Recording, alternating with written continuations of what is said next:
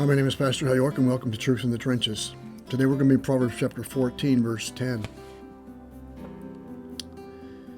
The heart knows its own bitterness, and a stranger does not share its joy.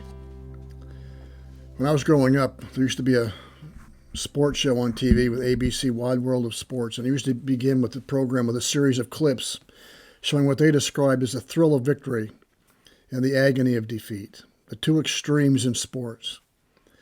And I think we have in our verse today two extremes we all face in various times in our life, bitterness and joy. Bitterness and joy represent the different ends of the emotional spectrum, which would be like the victory, the thrill of victory, and the agony of defeat in sports.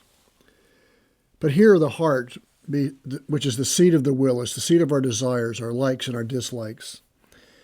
Proverbs 4 says that the heart is where the issues of life spring forth. It's the real me. It's what goes on in my heart. It's who I really am. It's what I really live for. What I truly love and desire is anchored and rooted in what's going on in my heart. And I think the point of this verse reminds us that no one can really know another person's heart.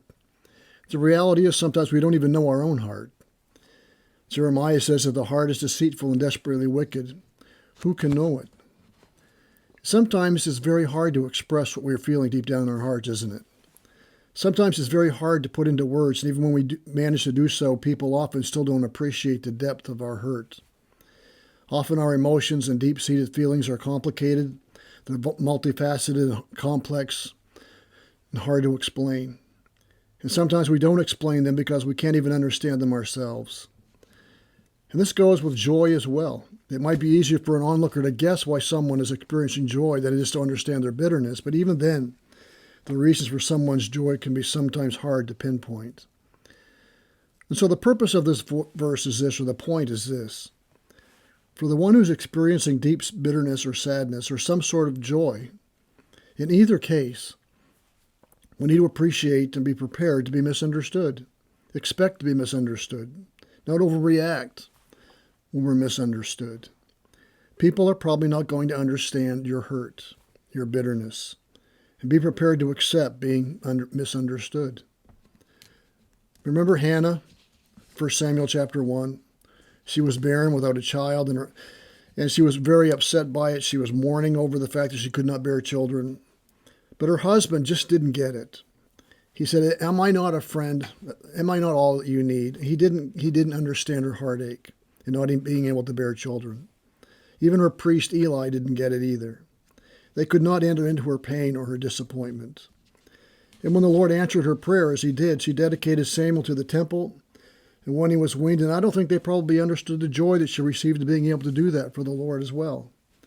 Sometimes it's just hard to get into a person's heart and understand exactly what they're thinking and what they're doing. But I think another application may be that we do not need to understand the reasons for a person's bitterness or sadness or pain in order to help them. If that were true, helping people would be virtually impossible. Yes, we can ask them some questions to try to help us and possibly help them understand their own heart and understand and bring them to some counsel from the Scriptures, which are able to discern the thoughts and the intents of the heart. But we can still help. We can still do what we can do and talk to people, even though we may not understand completely, but we can ask some thoughtful questions and pray for them and try to help them.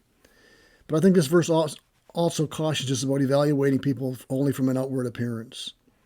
Many a seemingly joyful or happy person is deeply troubled in their heart. We've seen the examples of suicides of people who've made us laugh. They always seem to be so upbeat in public, but we're hiding deep bitterness and barrenness and sadness in their lives. No one would have expected it, unless they were sitting alone asking some questions. And sometimes people guard their secrets even then. They will not share it lest they be misunderstood, so they suffer alone. So when you read a verse like this, it begs the question, well, to whom can I go?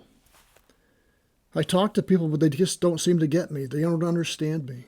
I can't seem to get out what I'm feeling inside so people can understand me.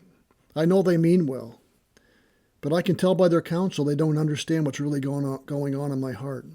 So where can I go? Who can I talk to? Well, Hebrews 4:14 gives us some wonderful instruction, some wonderful counsel, points us in a wonderful direction. Sing then that we have a high priest who has passed through the heavens, Jesus, the Son of God. Let us hold fast our confession. For we do not have a high priest who cannot sympathize with our weaknesses, but was in all points tempted as we are, yet without sin. Therefore come boldly to the throne of grace, that we may obtain mercy and find grace to help in our time of need. The hymn writer put it like this: no one understands like Jesus. He's a friend beyond compare. Meet him at the throne of mercy. He is waiting for you there. No one understands like Jesus every woe he sees and feels. Tenderly he whispers comfort, and the broken heart he heals. No one understands like Jesus when the foes of life assail. You should never be discouraged.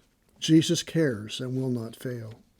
In the chorus, no one understands like Jesus when the days are dark and grim. No one is so near, so dear as Jesus. Cast your every care on him.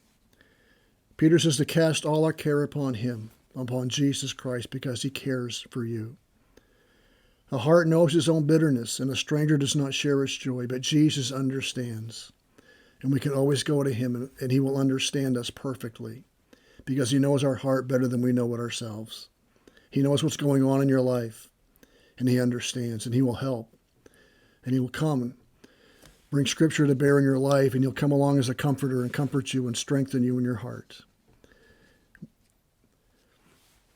A heart knows his own bitterness, and a stranger does not share its joy. May this truth guide us and guard us in the trenches of life, as we seek to live our lives for the glory of God and the good of others. May God bless. And remember, Jesus understands.